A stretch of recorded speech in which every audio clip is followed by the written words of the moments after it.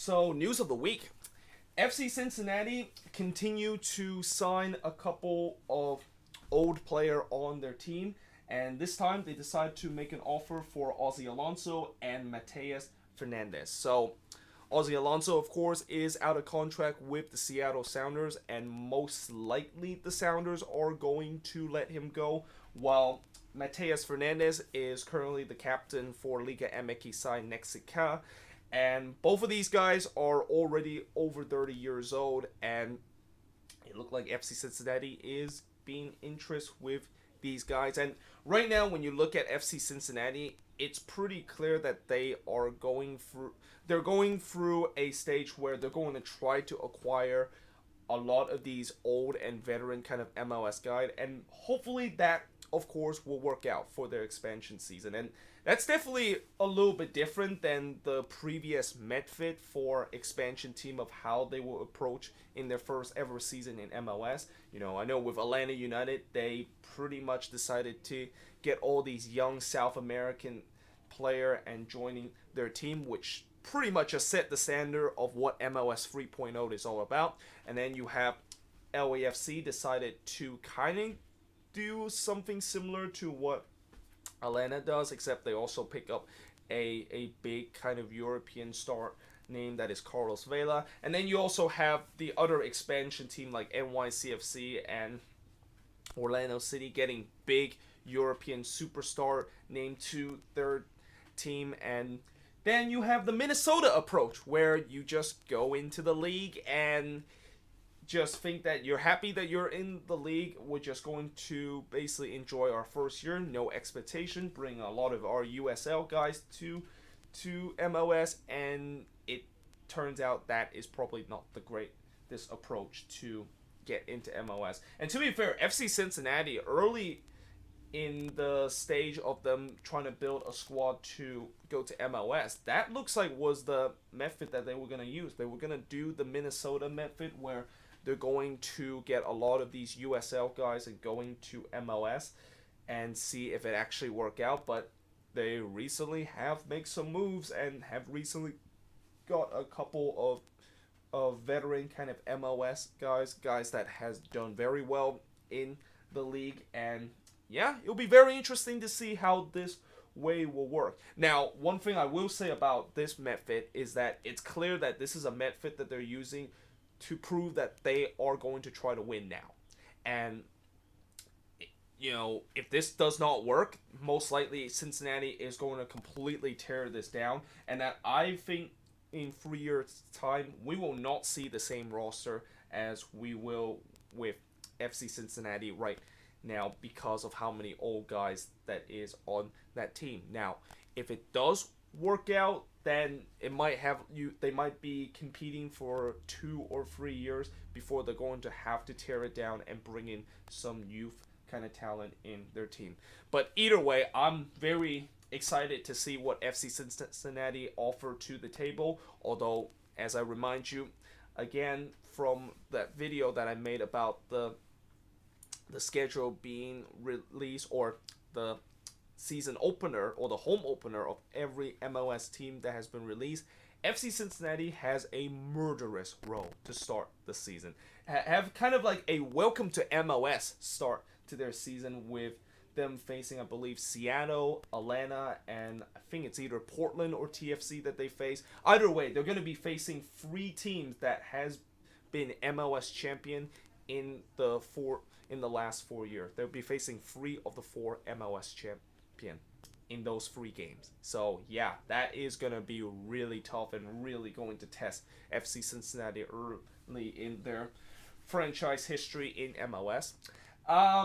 But moving on, so Caleb Porter become the new manager of the Columbus Crew. And notice how I didn't put this at the top of the news of the week. The reason why I decided to do this is because, we knew that Caleb Porter was going to be the manager for the Columbus Crew. I mean, it was not if he was going to be the manager of the Columbus Crew, but when exactly that is going to happen, which it happened a couple of days ago. And it will be interesting to see how Caleb Porter would do with that team. He is an Ohio guy. He did start his coaching career with with Akron, which is in Ohio, and we'll see if he can take a squad that Berhalter basically built and maybe find a way to improve them. I mean, one worry I have with Caleb Porter is that at times he does show that inconsistency. So we'll see if the Columbus Crew can equally be as good as they were under Berhalter, or maybe they're gonna have to take a step back. Speaking of coaching, so we got a couple of coaches that were agreed on contract extension. So first of all, you got Veljko Paunovic agreed to a multi-year extension with the Chicago Fire, and then you got Ben Olsen agreed to a contract extension to 2021 with DC United. And starting with the Veljko Paunovic kind of contract extension, this is a bit of a weird one because I thought Chicago might be moving on with Paunovic after what has happened this season. And I know Paunovic doing his 3 years with the Fire, he did got them to the playoffs back in 2017, but they immediately got knocked out by the Red Bulls in the first round. And then the very next season, the Fire basically went back to the basement, which is kind of what the Fire has been in for the last couple of years. I mean, they've been in the basement a lot, and the question is Paunovic really a guy that can maybe change that? And I guess maybe the reason why he tends to not put up very good kind of numbers and his record is not really very good as an MLS coach is because the Fire tends to be very cheap and they don't really bring in a lot of big talent other than maybe Nemanja Nikolic and Alexander Katai and even Bastian Schweinsteiger, which is an aging superstar.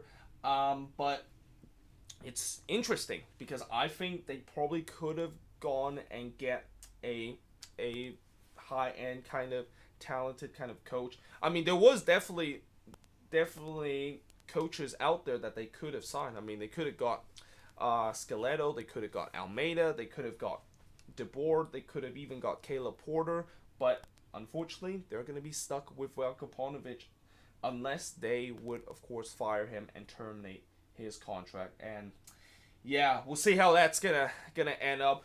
For the Fire, I really think they got to start thinking about signing a couple of guys, especially the back line, because that back line of the Fire is so thin that if they start that back line in the beginning of the season, they are gonna get absolutely destroyed. Like, if that's the back line of the Chicago Fire next season, I guarantee you they will concede more than 60 goals next season because of how bad it is and how thin the back line is.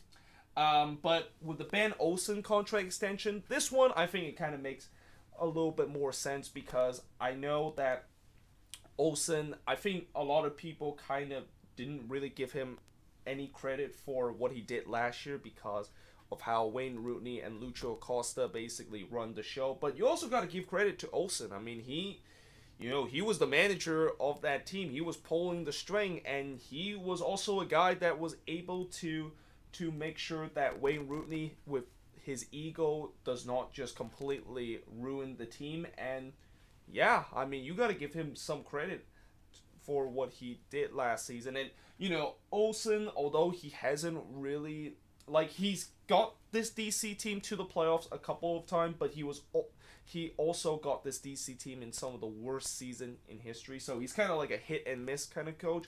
But if you're going to get a coach that has been there for a long time and knows what he's doing and will potentially get you to the playoffs, then yeah, you gladly will take that kind of option. And I think it is a good idea for him to be extended, and now we'll see how DC United will continue. I mean, I'm very excited to see what this team is gonna bring. This team last season, if this was the team from the second half of last season, watch out. This team could be a big dark horse heading into the next season and could be one of the most exciting team to watch for next season.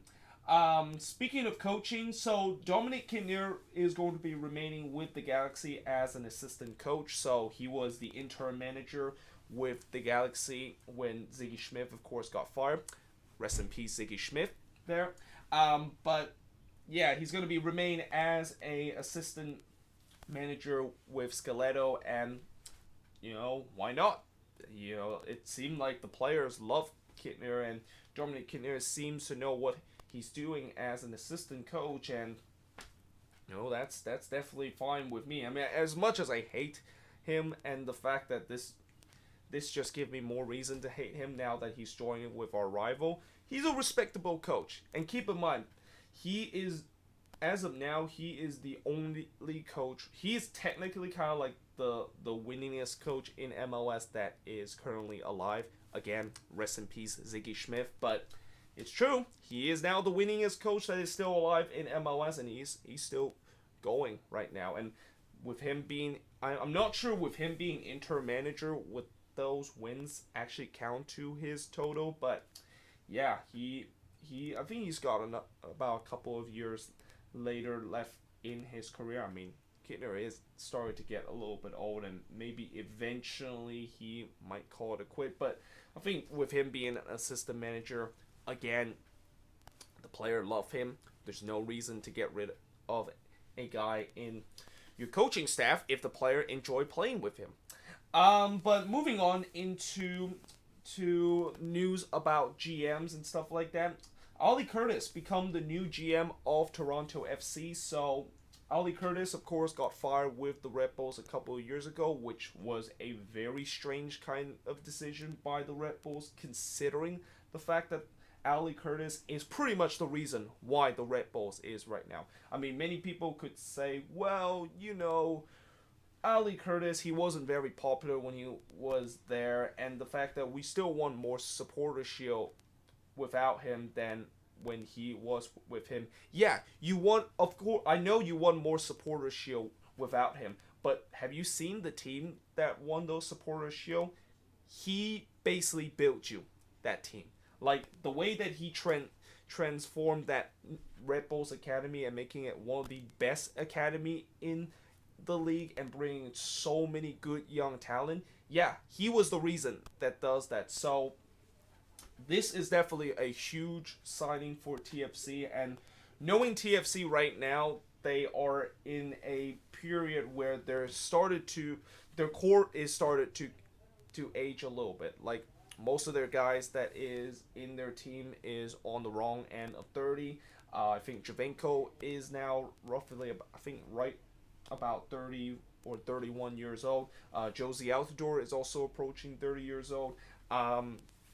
Michael Bradley, obviously on the wrong end of 30. So their core is starting to age a little bit. And I think it is a matter of time where TFC need to bring in some youth player and some young player into their team to basically replace that old core. And what a better way to bring in a guy that knows a lot about youth talent and a guy that transformed a team because of youth talent than Ollie Curtis. So this is a big hire for TFC, and it will really improve their future and their dominance in MLS.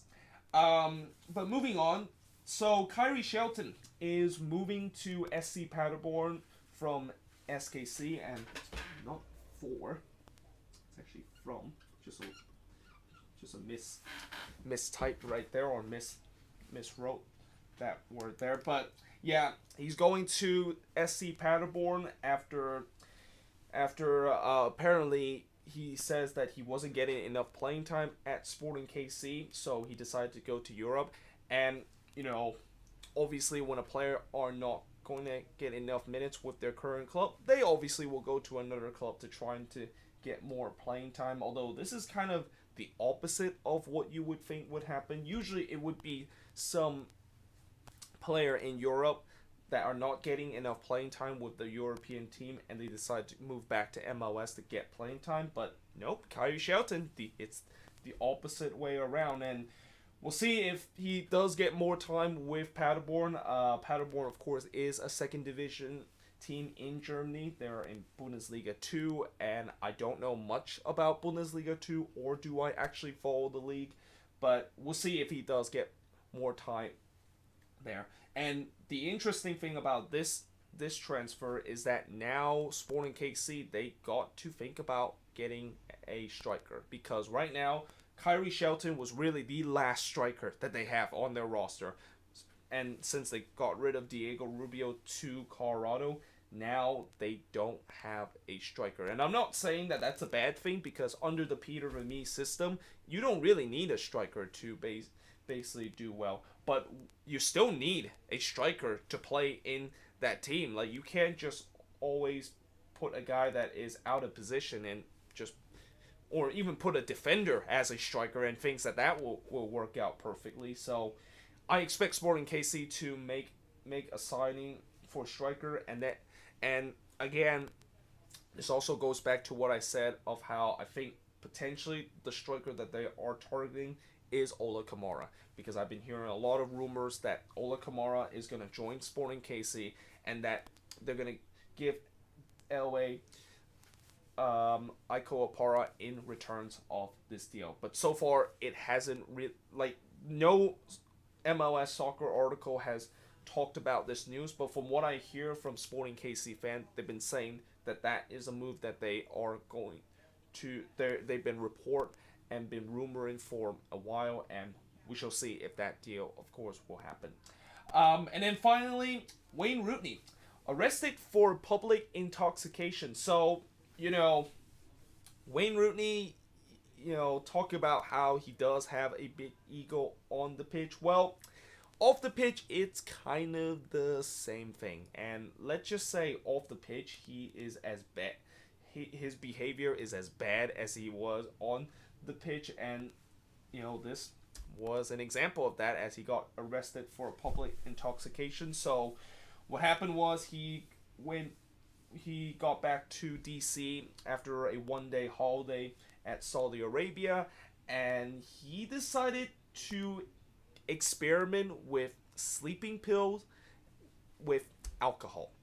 Yeah, I honestly don't know what was he expected, that the outcome of that. I mean, anytime you decide to play with medical medicine and put it into a intoxicated drink, yeah, that usually does not end up very well, and that is exactly what happens in this incident. I mean, Wayne Rooney was pretty drunk. It's almost like he just took drugs or something, and he was just swearing to the public and even to the police officer.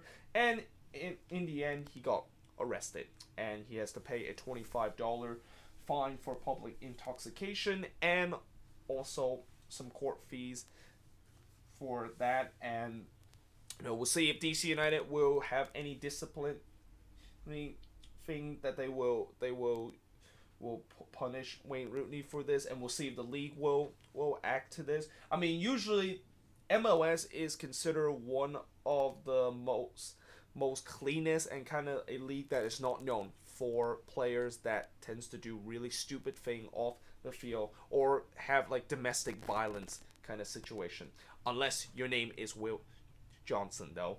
But yeah, we'll see if DC will do anything about this. We'll see if the league will do anything with this action that Wayne Rooney just did. And yeah, hope you guys enjoyed this video. If you do, make sure you guys leave a like, smash that subscribe button. Like I said before, if you have any other news that I didn't cover on the board, make sure you leave your comments below. And yeah, I hope to see you guys next time.